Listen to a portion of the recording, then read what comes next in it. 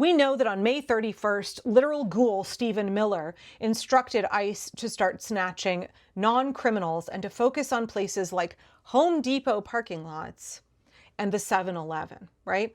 We know that ICE is specifically targeting hardworking people who are at their jobs. They're working on farms, they're working in slaughterhouses, they're working on construction sites, they're working in the restaurant business.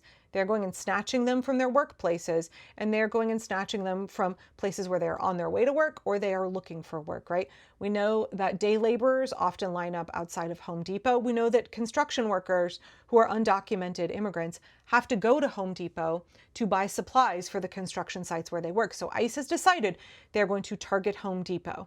And what is Home Depot doing to protect their customers who are immigrants? What is Home Depot doing to engage in anticipatory noncompliance? What is Home Depot doing to protect us and stand up against the fascist regime of Donald Trump? Not too much, y'all, which is why loads of organizations are calling for a nationwide boycott of Home Depot. It's because we're seeing Home Depot allow ICE agents access to the inside of their stores to chase down, tackle, and abduct immigrants. And if you think I'm just making that up, then watch this. This is a few days ago in California with this out-of-shape chuddy here chasing down an immigrant to abduct him in the middle of a fucking Home Depot. So a number of organizations are calling for a boycott of Home Depot.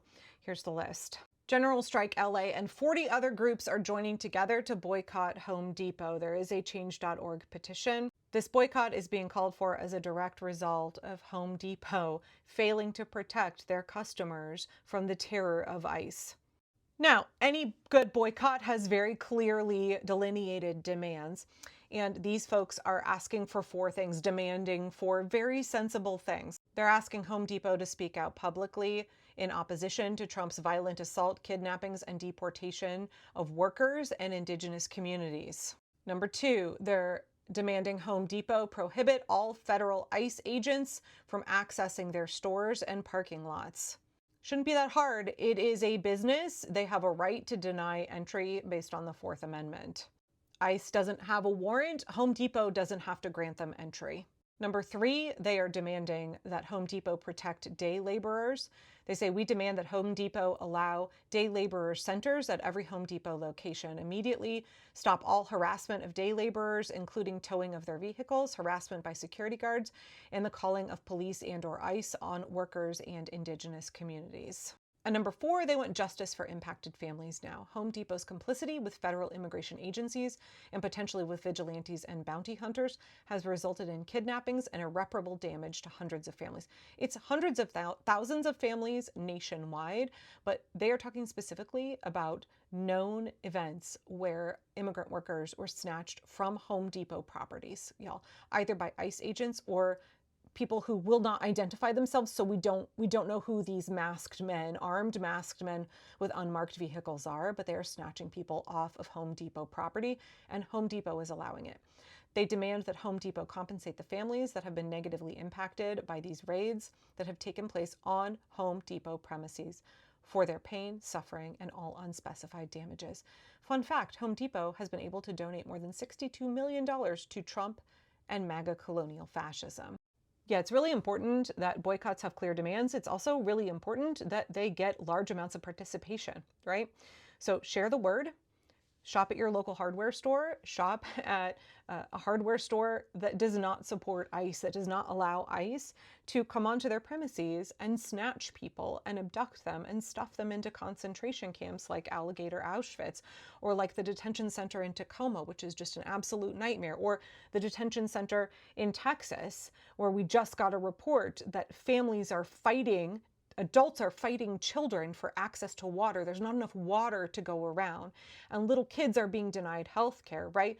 This is happening all across the United States, and Home Depot is complicit. When we look at toppling authoritarian regimes, it is so important to understand who the pillars of support are under the leader, right?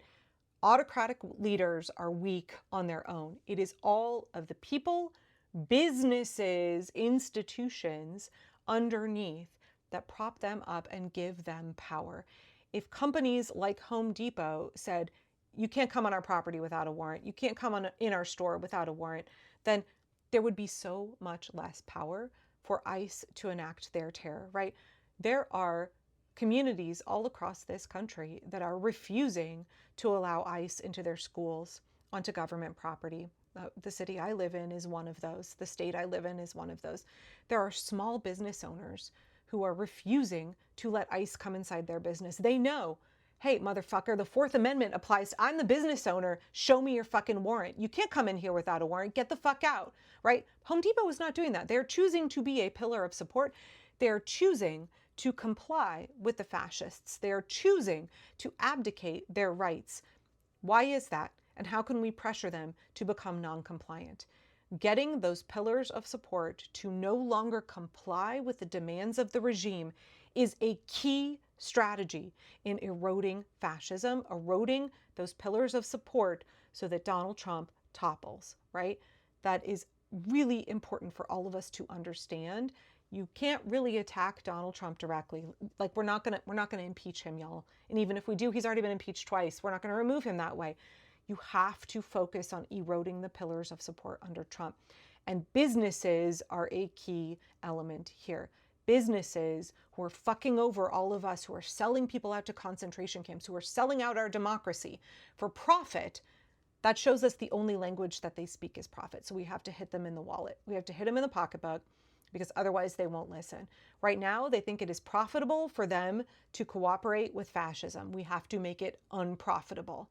That is the only way they can be brought to heel. That is the only way they will become non-compliant with fascism, is if it hurts them, if it is monetarily no longer sensical for them to continue to participate and comply and uphold the autocratic regime, right?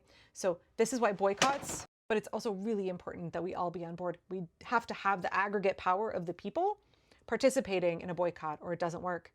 Everybody has to be on board. You have to communicate your demands really clearly and you have to be able to sustain it. Find somewhere else to shop. Find somewhere else to shop or do without.